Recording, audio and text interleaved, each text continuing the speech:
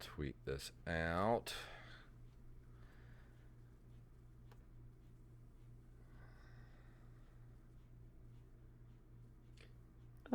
Just make sure. Okay, we're good.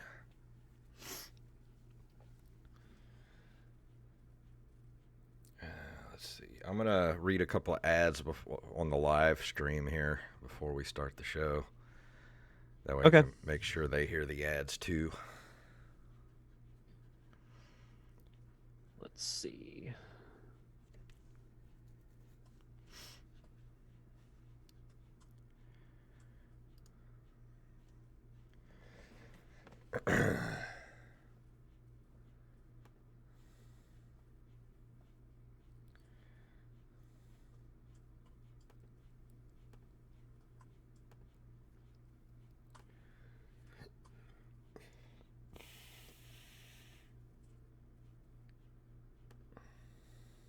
Okay.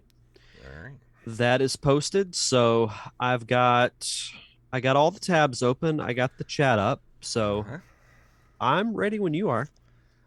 Gotta turn this on. So all I got to do is unpause it. All right. Here we go. I'm going to do a few ad reads. So for all of you people out there listening on Twitch and YouTube, are you a coffee lover? Do you sometimes need that little extra boost for some all-night gaming sessions? Then you should head over to brezcoffeeco.com. They have all kinds of different flavors of coffee. Look, they got the good for gaming roast. They got the 2 Hardies, 1 ship, the rum and dark chocolate flavored. And guess what? They get to keep all of their seasonal flavors all year long. So head over to brezcoffeeco.com and use the code NCR for 10% off of your order. And our newest sponsors and our friends over at videogamesmonthly.com. If you're looking for a way to beef up your video game collection, then they got you covered. Head over there, you pick the box you want, and you tell them what systems you want games for, and boom! It's like Christmas every single month, and you deserve it. So head over to videogamesmonthly.com and enter NCR in the Where Did You Hear About Us line at checkout, and you know what you're going to get? You know what they get, Derek? You know what they get? You want to tell them? What do they get? They get a free game in their first month's box. A free game. Best 4-letter word of all time. Yes, free. Free. A free game in your first box. If you go to videogamesmonthly.com and tell them where you heard us, use the code NCR in the Where Did You Hear About Us line. They'll give you a free game every single month. And on that note, Derek, are you ready to start this here show? Let's start the show.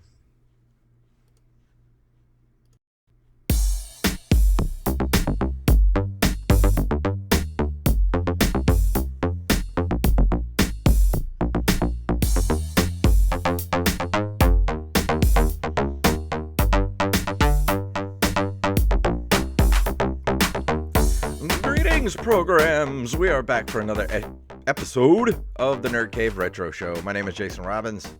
And my name is Derek Diamond. If I can talk without slipping up tonight, for some reason my tongue's not working. We got a pretty big night of podcasting ahead of us. We'll get to that a little bit later on. Mondays are crazy these days. So funny enough, and I know you and I have had this conversation, before we switched the shows from Wednesday to Monday. Wednesday has, as long as I can remember, pretty much my entire adult life, been like the busy day of the week. Mm-hmm. And crazy and funny enough, that hasn't changed. It's actually been nice to kind of just come home and chill for a bit before the podcast start. Yeah, I always find it was weird for the first week of not having a show on Wednesday night because I've always had a podcast or something going on Wednesday night. So it's weird to not have anything going on. It's like when it's almost like I feel anxious, like I have to be doing something. And I don't know how it is around where you live, but I know here in Pensacola, there's always something going on like trivia nights or some kind of thing going on. It's usually on Wednesdays. Because I remember I used to do trivia at Mellow Mushroom that's not too far from my house. And like as the second it would be over, I would rush to get back home to start doing the show by 8. And usually I would make it. But yeah, it's nice to be able to have the kind of the rest of the week to just, work on other projects and all kinds of stuff. Yeah, there's a lot of trivia nights around here, so I need to get back out to trivia nights. I used to go all the time before the pandemic hit, and I haven't been in years to any trivia nights. I miss hosting it. Like hosting trivia is just so much fun because, funny enough, I was doing it during the pandemic when, we didn't have baseball. I would host trivia every Thursday night at the stadium, and I got to pick the theme, I got to come up with the questions, I got to do pretty much have my full creative control over it, which was really nice. So I do miss doing trivia. Yeah, I used to do I got to do it once at the Wayward Kraken before they closed down for the pandemic, and I got to do the Star Wars trivia. So that was a really fun night. Yeah, Star Wars was up there on my favorites. We got to do MCU, we got to do Harry Potter, like pretty much we got to do 90s and 2000s, which was really cool. And then one of the last ones we did was 80s themed, and that attracted like a completely different crowd than what we were used to, which was really cool. Oh, I love a good 80s theme. Oh yeah, I even dressed up as Marty McFly. Oh, that's cool. It's the only cosplay outfit that I have. Is like I have the full vest, the shirt, and everything. Yeah, I would be forced to be Doc Brown. Like that's the only thing I could do. Marty, or be Biff, one of the two. You could show up to 80s trivia and bully me. Yeah, I'm too big to be Marty. I would have to be one of those two. Just walk up to me and go, "Hello, anybody home?" Think, McFly, think. I did want to say before we went into the show tonight, last week we were talking about Obi-Wan, and I felt so bad after the show because I spoke about, and I still stand behind what I say about Moses Ingram. I think she's a great character, but some of her acting choices were I wasn't a fan of, and I made my criticisms about some of the choices she made. And people can say what they want. I mean, I'm not hired by Disney to act. Like I don't get a say so. It was just my opinion, and I came around on her character. Like I really like her character. I didn't know at the time that the fan bros were going after her so hard on the internet. So I just wanted everybody to know that I feel bad about what I said last week. I really didn't know that was going on, and it had nothing to do with race or gender or anything like that. That's, you guys know me by now. That's not me. I was simply speaking as an actor, and I would take that with a grain of salt. Most of the stuff I say on this show, I'm an old idiot. Don't listen to what I say about anything. But I just wanted to apologize if I triggered anyone or made anyone think that I was part of that group that was like calling for her head, basically. I had to fight people like that all week, and I don't like it. I don't like that part of the fandom. I hate it. I hate the fan bros, and I don't want to be looked at as part of that tribe. I don't want to be any part of that. The only thing I have two things. I feel like, I steered the conversation in that particular direction. And I, like you, I didn't know that was going on. I didn't read about it until I think the day after we did the show, when I heard that's what it was. It was all the this day stuff after, was going on. And that's when I sent the message to you, and I was like, man, I feel awful about what I said on the show. And I was like, well, I kind of instigated it, so I'm no innocent party in this either. But the only thing I'll say, and I've been telling myself all day, because I knew we were going to talk about this, that I really don't want to get R-rated with this whole thing, because I very easily could. Mm-hmm. It's just unfortunate that something that means as much, Star Wars means a lot to both you and I. Yeah. It means a lot to a lot of people. I mean, look, I'm drinking my water out of a Rise of Skywalker cup right now. I don't think I got that one. I got the one for the other two, but I don't think I ever got the Rise of Skywalker one. But it's just unfortunate that stuff like, the Moses Ingram racist comments. The fact that Ewan McGregor himself had to come out and say, Yeah. you essentially give a statement, and now all the fan bros are, going on Rotten Tomatoes and bringing the rating down because of Moses Ingram. And it's just unfortunate that that still goes on, and the fact that, because, and I don't know what it is with Star Wars, and maybe someone will come out and correct me and say other fan bases are like this too, but I notice it the most with Star Wars because it's a fandom that I follow very closely. Mm-hmm. It's just unfortunate that we live in a day where people are still attacked because of their race and because of their gender, or because of their gender. It's just, can we not grow up a little bit? Exactly. I mean, it's 2022. Why are we talking about this stuff? I had an online battle with someone the other day who was talking about, she's a made up character, like just specifically for the show. And I'm like, that's what fictional characters are. Like, the Star Wars characters weren't handed down by God. Like, where do you think fictional characters come from? They're made up fictional characters. At the end of the day, when all is said and done, it's a movie, it's a show, it's a fictional franchise. The characters are not real. The actors that playing them are, and they're the ones that are feeling the brunt of all the crap that's going on. I mean, look at what happened back when the sequel trilogy came out. The fact that Kelly Marie Tran and Daisy Ridley were driven off of social media by the fans. And I'll be honest, it's kind of embarrassing right now to say I'm a Star Wars fan publicly, because it's like, even other fandoms are like, God, you guys suck. So if you're one of those people, knock it off. That's all I got to say. I'll sum it up in 2 words: grow up. Yeah, grow up and knock it off. That's our stance. Yeah. Are you ready? Is rule number 1 of everything: don't be a dick. Yeah, exactly. Real quick though, the episode of Kenobi that came out this past week was incredible. I've watched it like 6 times. We can't talk about it. We got to wait till it's all out.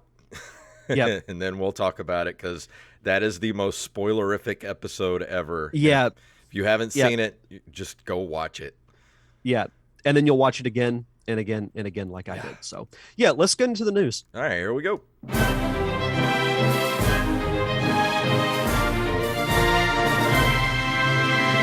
Today's stories were submitted to us by Armez Jackson and Tyler Watson. And if you have a story you'd like us to cover, send them to nerdcaveretro@gmail.com. This first story comes from nintendolife.com. This is also a 2-parter from the Evercade article we were talking about last week.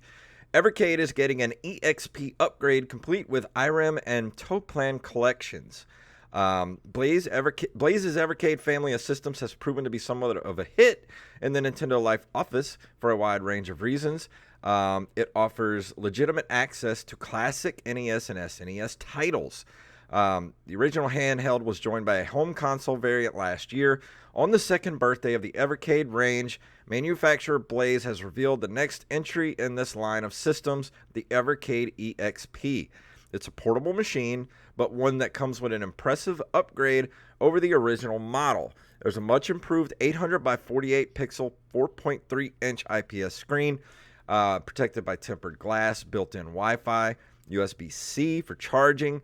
Let's see. 2 additional fire buttons allow you to play vertically scrolling shmups.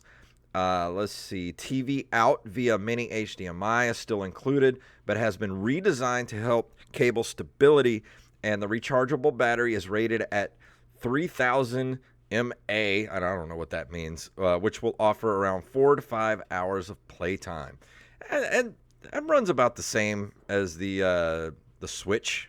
My original Switch, it runs about 4.5 5 hours. Mm-hmm. So yeah, this thing's coming out. Does it give a? It is supposed to come out in the winter. I'm looking. Let's see here.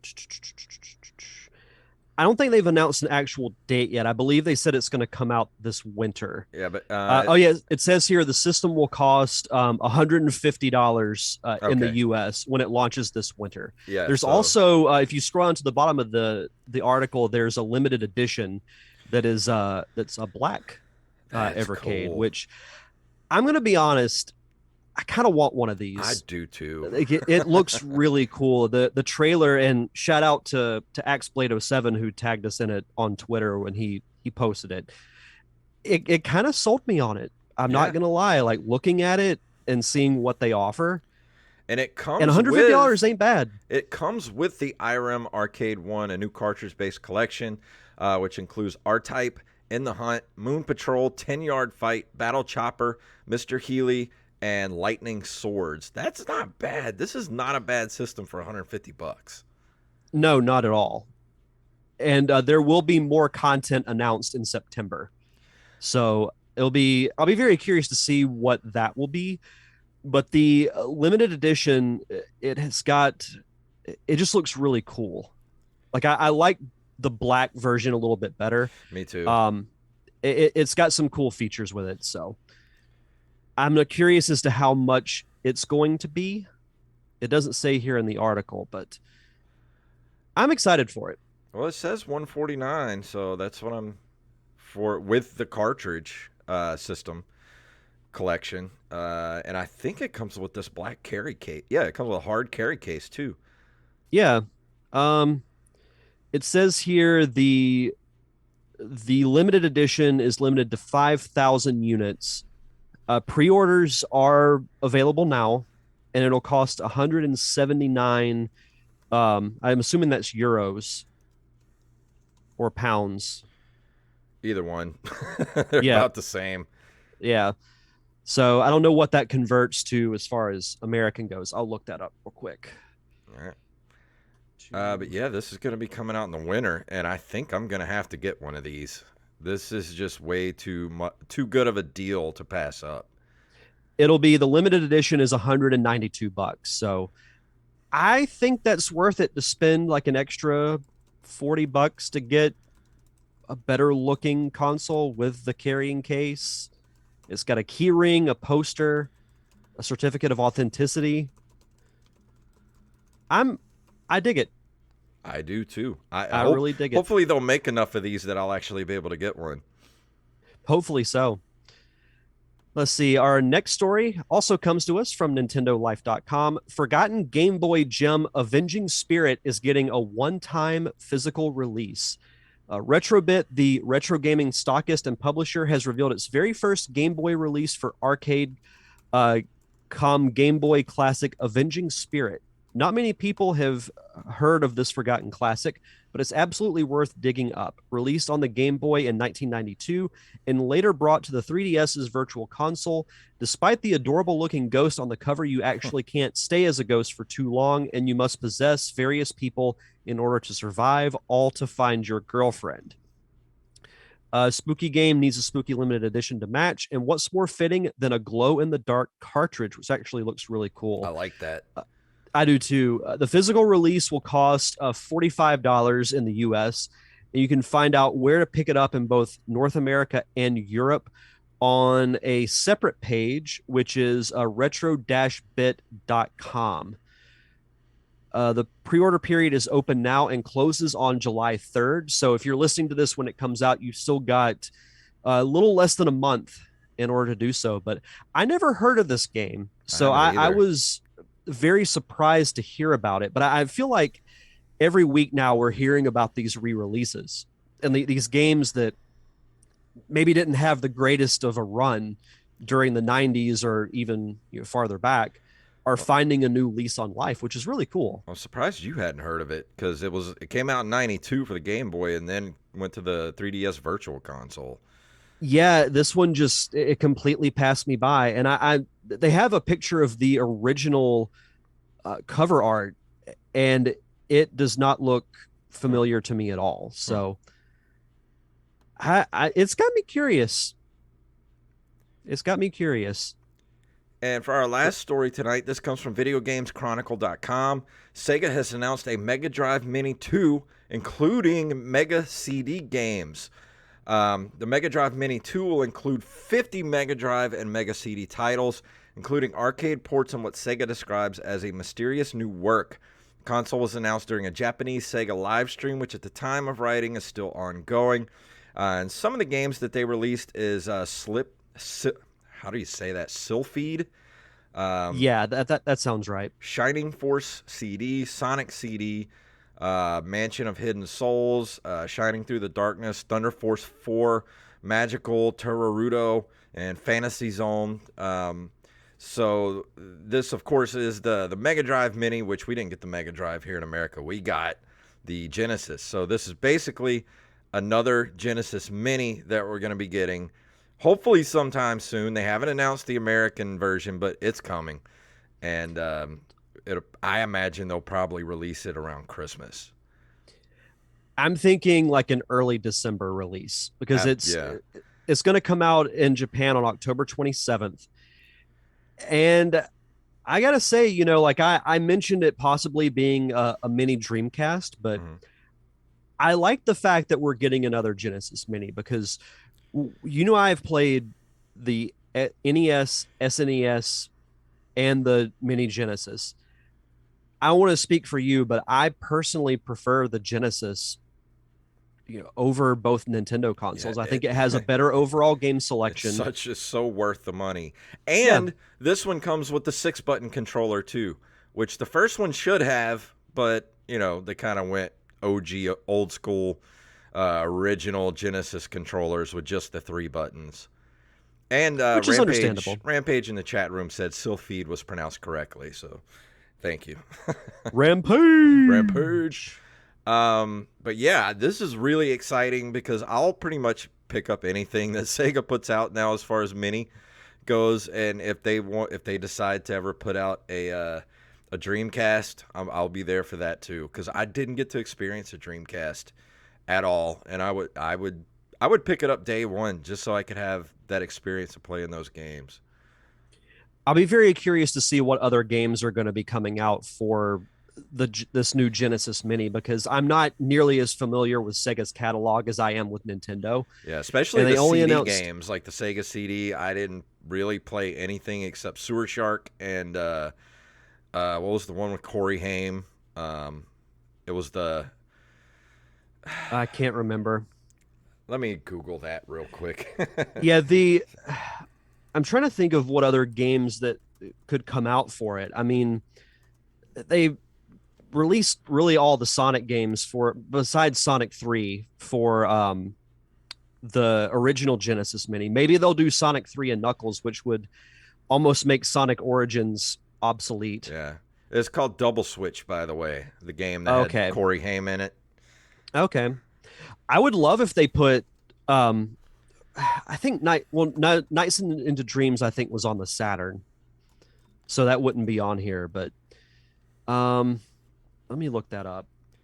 Yeah, I'm really excited. I hope this one does just as well as the first Genesis. Yeah. I hope so too. I wish Nintendo would have done another SNES classic or an NES classic. Like the market is there. I just don't know why they won't do it. I don't know why they didn't make those with the ability to go online and be able to download more games for them. Yeah, just go to Nintendo.com. They release, like, say, 10 games a month. I would prefer more, but I'll just say that as an example. Yeah. And then oh, I'm sorry. Go ahead. I was going to say, then you download the games from the site for like $1 or $2. And then you plug your system up to your computer and you put the games on them that way. I would do that. And Touch Biloxi said the N64 Classic would print money. Of course it would. But the problem is, we already know by now, because of when they released all the N64 stuff on the Switch, they don't know how to emulate the N64 stuff. That stuff is very hard to emulate, and I think that's the problem. That's the reason why we haven't gotten an N64 Mini, as those games are nearly impossible to emulate. Well, I remember back in the day when emulators and ROMs first became a thing, and I was like, oh, I'll play these old Nintendo games or these old Super Nintendo games. Then I was like, I'd love to play N64, but none of the emulators really got it right. Mm-hmm. So I had to wait until years later when I eventually got a physical N64 to play those games again, now you can play it and it's good for the most part as far as playing an emulator for the N64. But and as far as it the took them a while to get N64, it right. do you guys really want to use that controller again? Do you really want to go back and use that controller again? Because let me tell you, your memory's not as good as, you're looking at it with rose-colored glasses. That controller was awful. I would only get the N64 Mini as like a collector's thing, like just to Yeah. say that I have all of them. But that's just me. Unless they redid those games and gave me a right thumbstick, I would not want to go back and do that. I'd rather them just fully remaster games like Mario 64 or Ocarina of Time and put them on the Switch. That would be nice. And now we're ready to go into this month in video game history.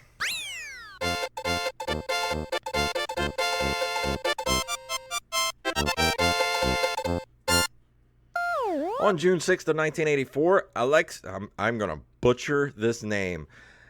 Alexei Pajitnov, I don't know how to say it, creates Tetris for the Electronica 60 in the Soviet Union. And if you haven't seen the Gaming Historian YouTube video documentary about Tetris and Nintendo's fight with Tengen and everything, if you've not seen that video, holy crap, go watch it. It's about 45 minutes long, and it is excellent. I still need to watch it myself, but like Tetris, who hasn't played Tetris? It's one of the most iconic games of that time period, and it's what I would call one of the ultimate time killer games. Like if you just want something to play that you can just kind of jump into, like Tetris is up there. And funny enough, I don't think either of us have really done a full review of Tetris, but it's also like, what is there to review? Like you just describe what Tetris is. Pretty much a perfect puzzle game. Yeah. It's personally my favorite puzzle game, and it's got one of the most iconic and best theme songs of all time. Tetris 99, like Tetris 99 is just, the game's so good. It blew my mind the first time I played Tetris 99. I'm just like, oh my God.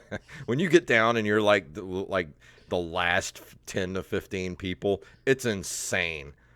I only made it that far a couple of times, and it's almost overwhelming. I got down to how fast it goes. I got down to number 6 one time, and the blocks were dropping so fast, like I didn't even see where they were dropping. Yeah, I never made it quite that far. The Mario 99 was more my speed. Please, there I made Nintendo. It to second. No, every time you say that, it makes me want to cry. Please, Nintendo, bring back Mario 99. Why did you take that away from us? Why? I don't know. There needs to be a Sonic 99. Like that would be absolute chaos, but I would love it. Yeah. Oh, it would be so good. On June 3rd of 1986, Nintendo releases Super Mario Bros. The Lost Levels as the sequel to the Super Mario Bros.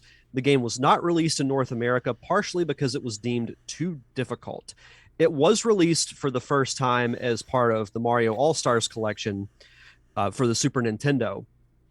And I, not too long ago, decided, you know what, I'm going to try out The Lost Levels, because I didn't really play it that much when I had a physical copy of Mario All-Stars.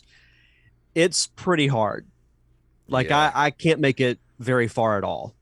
I can't even remember what world I made it to, but it is immensely more challenging to me than the original.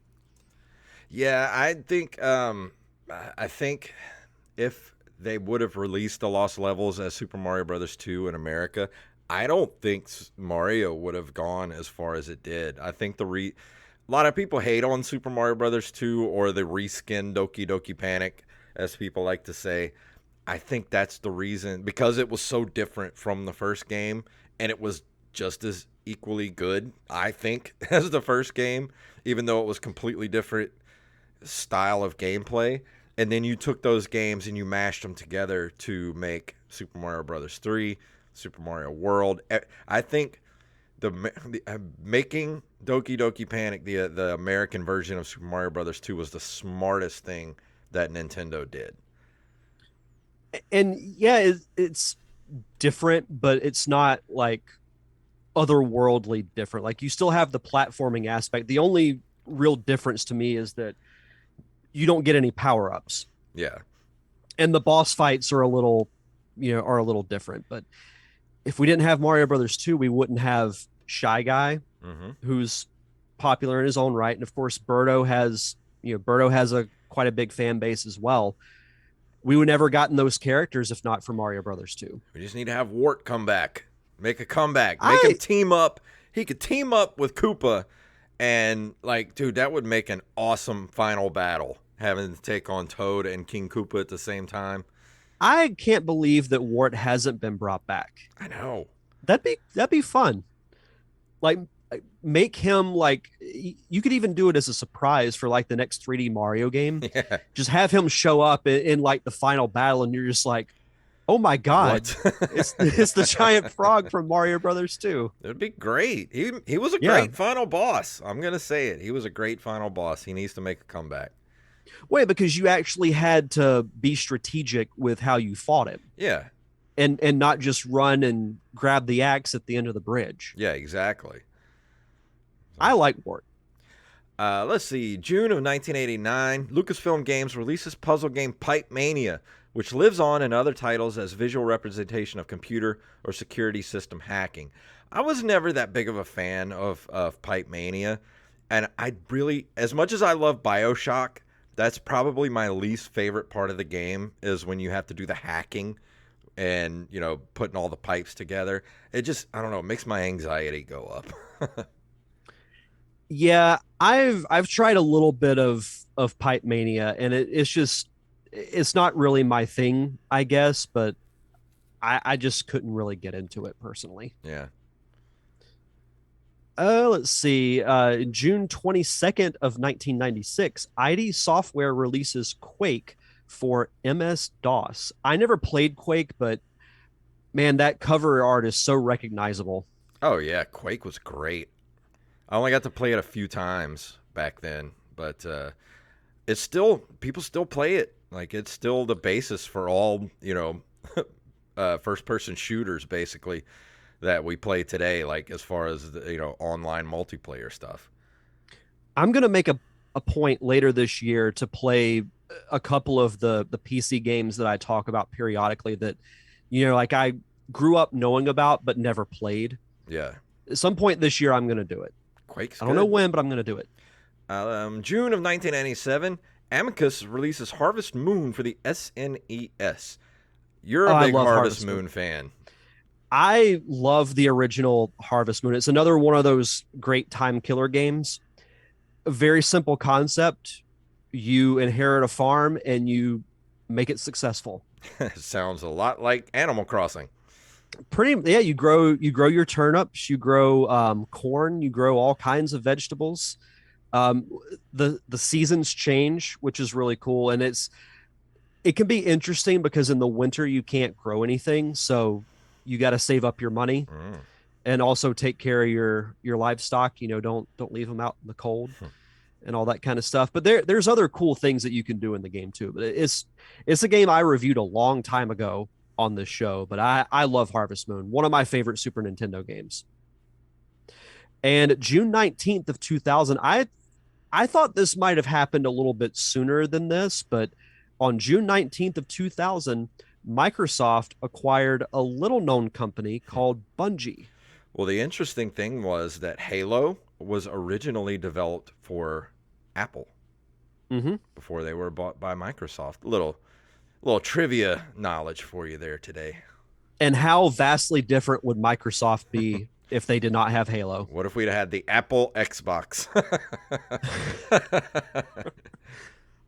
Oh, that's a fun what if scenario. Because I don't know that Microsoft would have, one, gotten into gaming as far as consoles go, and two, if they would have survived, because like the Xbox, like its anchor was Halo. Yeah.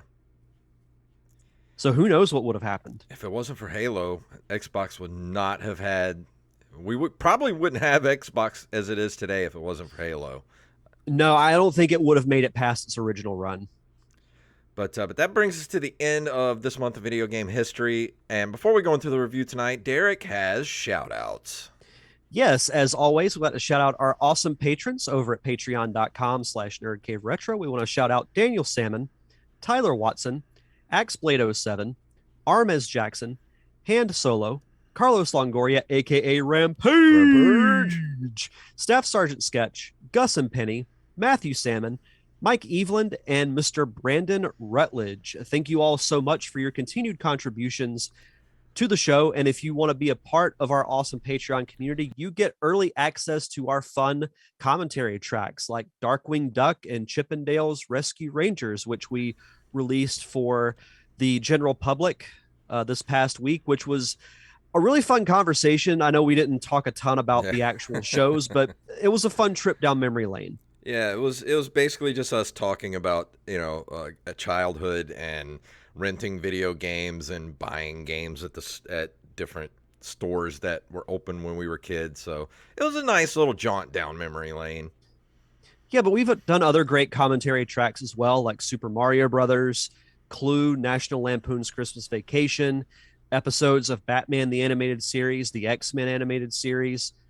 A ton of great content over at patreon.com. And of course, if you want to sign up, head over to patreon.com/nerdcaveretro. And for new patrons, be sure to send us your social media info, whether it's Twitter, Facebook, Instagram, wherever you prefer to give us. That way we can give you a proper shout out. And tonight, I'm going to be talking about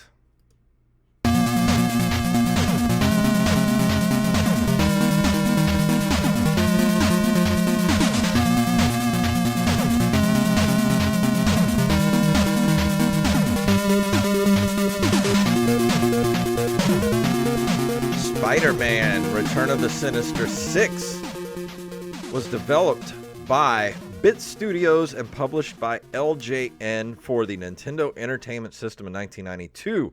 It was also released, versions of the game were also released for Sega Master System and Game Gear by the Flying Edge division of Acclaim. It's loosely based on the story arc of the same name, which was published in The Amazing Spider-Man number 334 through 339 in early 90s, which I have that entire run. I think I have all of the Amazing Spider-Mans from like 1988 to like 1992.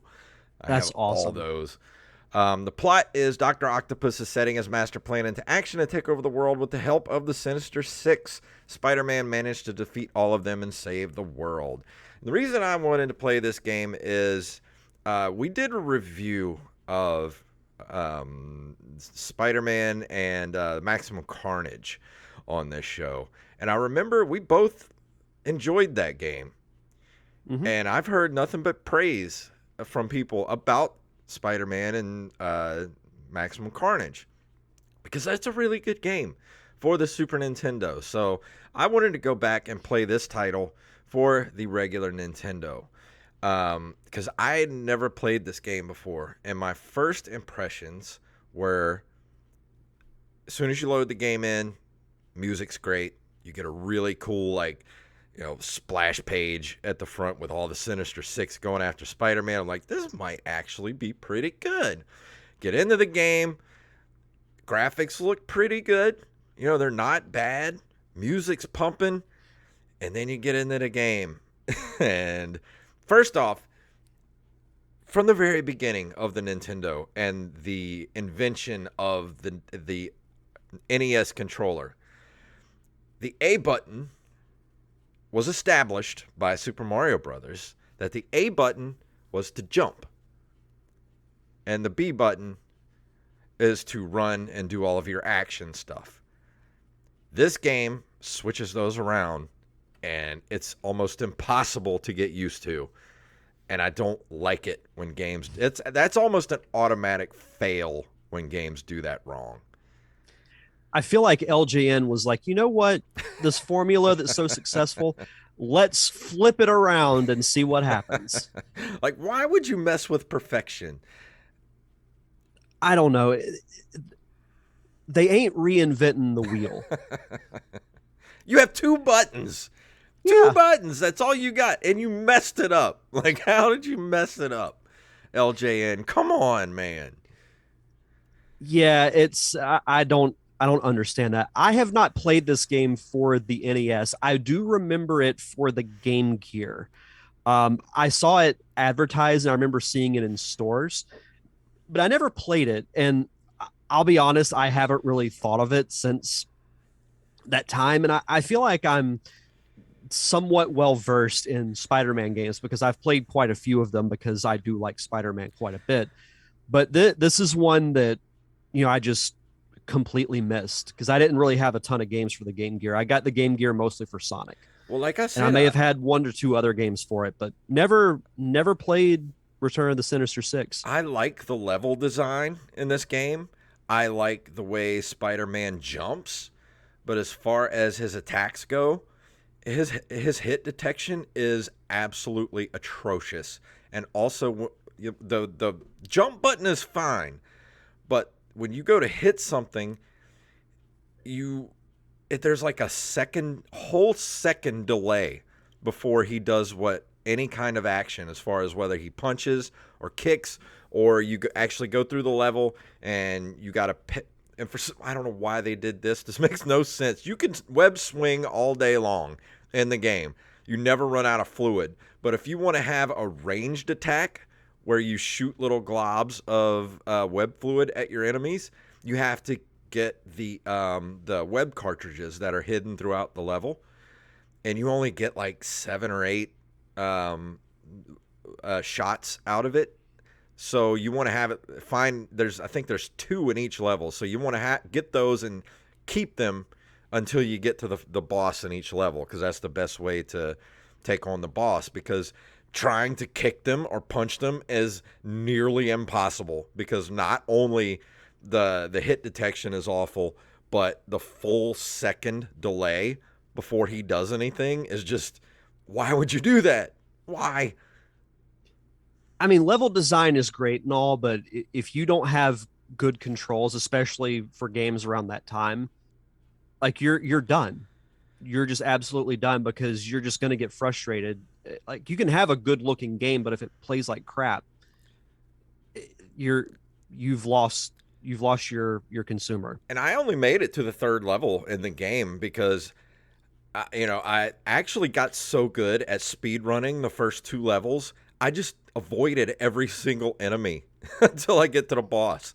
It's you can literally avoid every single, because you can jump so high and you do a flip that you can just literally jump over every enemy in the game until you get to the boss. And that's it. But by the time I got to the 3rd boss, which was, I don't remember who the 3rd boss was. The first boss was Electro. Second boss was Sandman. No, 3rd boss is Mysterio. Like, it's impossible, like, by that point. And not only that, but you only get 2 lives and then 1 continue.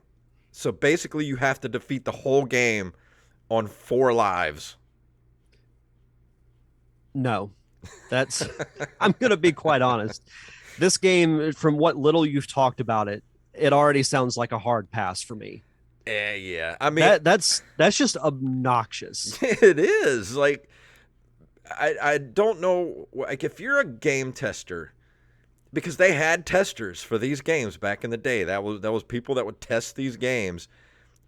How could you play this game and be like, yeah, this is good, put this out?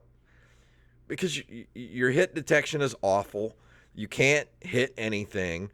And you could never really figure out what walls you could crawl on and what you can't. Like, you can walk on some of the walls that are in the background doing a wall crawl, but like the walls that, like, if you're, it's a side scroller. So if you try to jump on a wall, like from the side scrolling, you can't hang on to the wall. Like, why?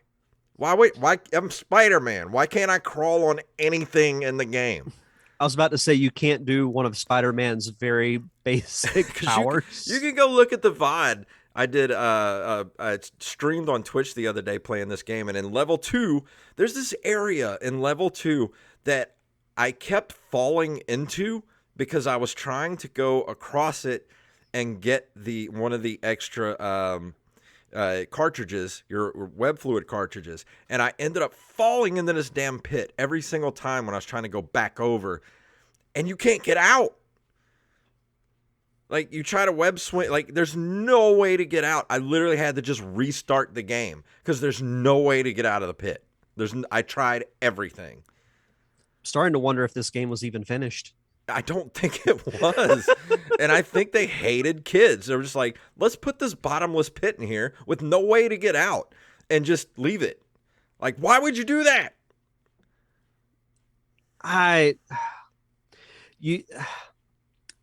I'm trying to think of a nice way to say this, but I really can't think of it.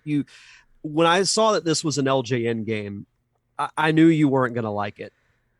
Well, I thought that maybe, just maybe, because they did so good with Maximum Carnage, and you go play Maximum Carnage, and yeah, the only complaint I have about that game is it tends to start getting a little boring because it is a long game, but it is playable and fun. It's just very long. It's a little too long for a side-scrolling beat-em-up, but that's the only bad thing about it. It's got great music. It's got great graphics, great music. I mean, hell, it's got a freaking Black Sabbath song in it, for Christ's sakes. It's great. It's a great game. This one, it's like they spent all this time like making great, level design and making the characters look great, and the box art is great, the music's awesome, and then they were just like, how does this thing play? Don't worry about it. They'll buy it just because it's Spider-Man. Like, why would you do that? They'll see old Webhead on the box and they'll spend their money. It's just dumb. And here, Nintendo Power commented on the NES version of the game, praising its graphics while stating the play control was weak, commenting that you can release what looks like a perfect punch and end up swinging right past your enemy. Yeah, because there's no hit detection in the game. None. I'm a little curious to try this game, like, because of how bad you say it is. Like, there will be games that sound so bad that I'm intrigued to see just how bad they are. But yeah, it usually doesn't work out that That's great my for me. problem with LJN is like they had good ideas for some of their games, but their execution was just lazy. It's like they come up with a good idea, and then when they see how much work they have to put in, they're like, you know what? We'll just do this. It'll be okay. But like I said, I only got 3 levels in and I was done. And I'd been playing for like an hour and a half, 2 hours. And if you're not going to give me infinite continues or more than 2 lives to get through the game, like, I don't want to play your game at that point. That's just and then you turn the buttons around, the buttons are wrong, and then the punch button just doesn't even work. Like, just don't even use it because it doesn't work. I'm not going to play your game because it sucks. I feel like maybe the developers just had like a really bad day at the office and this was their way to like get their frustrations out. Like, you know what? Screw everybody else. This is what we're doing. It's like if you'd have just spent another day, maybe, like just coding some good hit detection into the game, it probably wouldn't have been that hard to do. Another day or two. Just work on it a little bit more. This game would have been great. Like, it looks good and it sounds good, in theory. Like, it's Spider-Man and the Sinister Six. Like, you put those two things together, that's usually money because it's got like most of Spider-Man's iconic villains. But the thing with these adaptations is, yeah, you can put the name on it and sure, it'll sell some copies, but at least take a little bit of pride in your work. Yeah. And I'm going to say this game, as far as a comic book inspired game, it looks as good as the Batman NES game. But you play Batman NES game and that game plays like like an NES game should be played. Like, you cannot get more tighter controls than that game. Like that Mega Man, Super Mario Brothers, like the tightest controls and the greatest like hit detection you can program.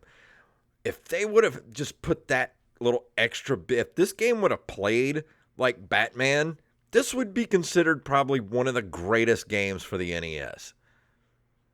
And to be honest, it should be. It should. Everybody likes Spider-Man. Yeah. So like you see a Spider-Man game and you like, oh, cool, Spider-Man game, but then you get so disappointed that it sucks. Where it's like you associate Spider-Man with so many great things, with the comics, the cartoon, and you I know this is years later, but most things associated with Spider-Man are successful. And thankfully we have, the Marvel Spider-Man game for the PS4. Mm-hmm. We mentioned Maximum Carnage and other good Spider-Man games. But to me, they should all be at least decent. If I would have gotten this game as a present, like a Christmas present or a birthday present as a kid, or hell, if I would have saved up my money, cutting lawns and spent hard-earned, $50 on this game back in 1990, when did this come out? 92? I would have been angry after getting this game. Well, first you would be happy because you'd see like, oh, Spider-Man game, and then you'd play it, and then you'd get angry. That's why after a while I just started renting games, and I would buy the good ones because you just couldn't trust it back then with these type of licensed games. Like we've talked about this before, licensed games were just hit or miss, man. Yeah, but it's still like I was expecting you to say this game was not good, but it's still disappointing because it should, by all accounts, be a good and fun game. It should be a good game. Exactly right. It should, but it's not. It's pretty to look at. It's nice to listen to, but it's unplayable. Pretty much. It's absolutely unplayable. So I got to ask, what would you give it on a scale of 1 to 10? It's not even a good middle of the road game because it's literally unplayable. I'm going to have to give it a 4. It's definitely below 50%. The only reason I give it a 4 is because the people that worked on the soundtrack and the actual graphics of the game, they gave it the 4. If it wasn't for that, it would be a 1. Is it still better than Fester's Quest? Funny you should ask that. I was thinking the other day, I was looking through my NES collection and I saw Fester's Quest sitting there. And I was like, you know what? I think I'm going to give it another try.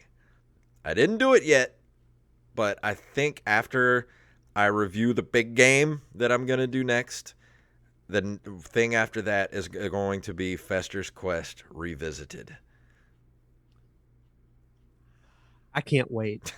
So for those that might be newer to the show, you should go back in the archives and listen to the Fester's Quest episode because it has still, I think, the best rant that's ever been on this show. Like I almost left my desk and went and made popcorn. That's how good it was. Yeah, I'm going to have to go back and listen to that because I remember, I think I'd gotten food poisoning or something. And you were, because you texted me afterwards and you were like, I think I have a fever.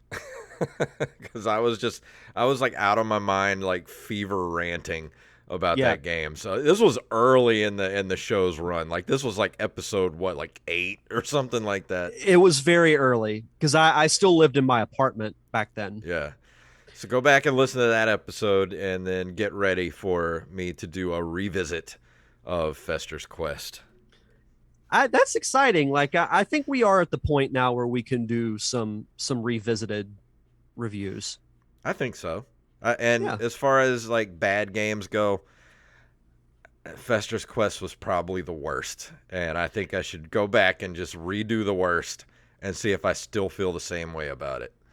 Now, I'm not going to go back and revisit Superman 64. Oh, there's no need. Before anybody asks that, like, there's no way I'm going to go back and do that. There's no need to do that. Don't put yourself through that again. No, I can guarantee you my opinion has not changed.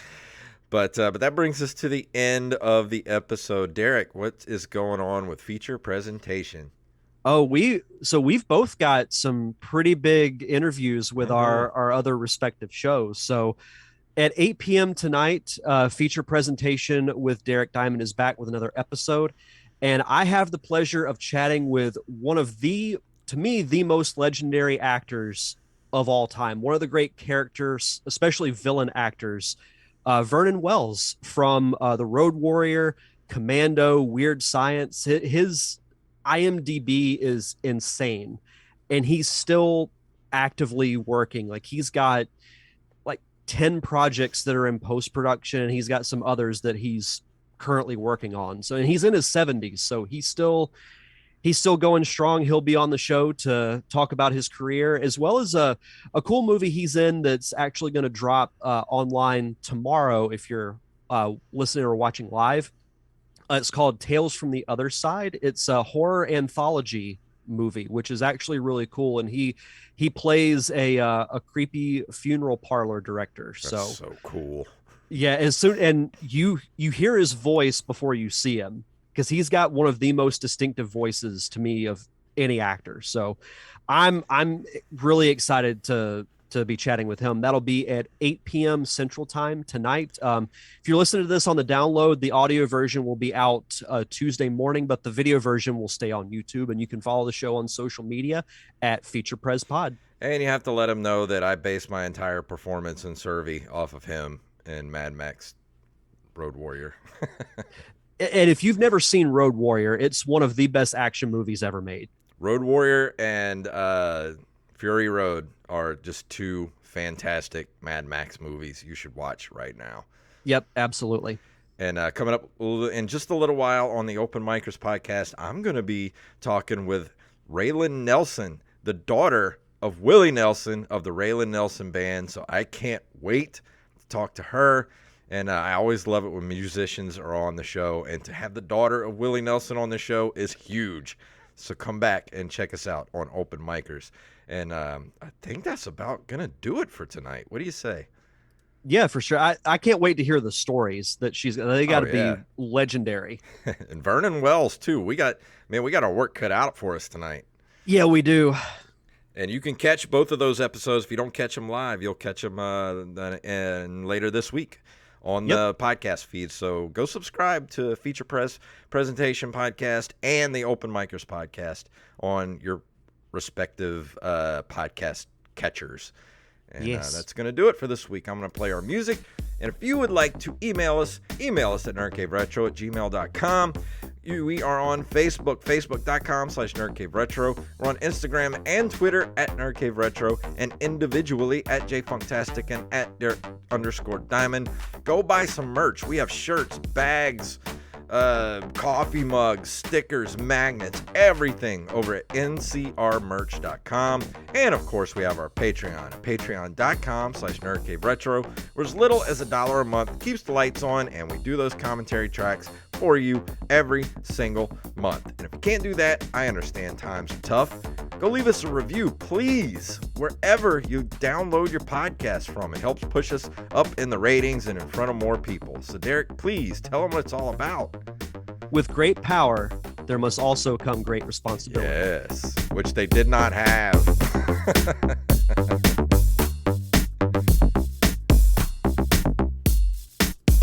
Oh, a fellow chucker, eh? Monkey! Awesome. That was Haven't heard that soundbite in a while. I know. I need to get some new sound bites. I've been using the same ones for a while, so I'm going to get some new ones. You got to get Never Rub Another Man's Rhubarb from I have that. Batman 89. Here it is. Hold on. Never rub another man's rhubarb. I always have this one too. I don't play this one often enough. I love the Power Glove. It's so bad. We need to get that kid on the show. Yeah, I would love to get somebody from the cast of that show. That movie on the show. That would be fun. And Haley, what's her name? The one that played Haley. She has a band now. Yeah, funny enough, I saw her in concert in Orlando. That's cool. At the end of because we went to the Harry Styles concert, and I recognized the girl who was playing before him. I'm like, where do I know that name? And I Googled it, and I'm like, holy crap, it's Haley from The Wizard. That's so cool. Yeah. Rampage, he just put Metroid Fusion will be 20 years old in November in the chat room. Why would you make me feel old like that all of us, just like out of nowhere? That's uncalled for. So disappointing. All right, you guys. Well, I got to go get ready for the other show. And thanks for hanging out with us. Be back in 30 minutes for Open Micers and also 8 p.m. for Feature Prez over on YouTube. And talk to you guys later. Goodbye.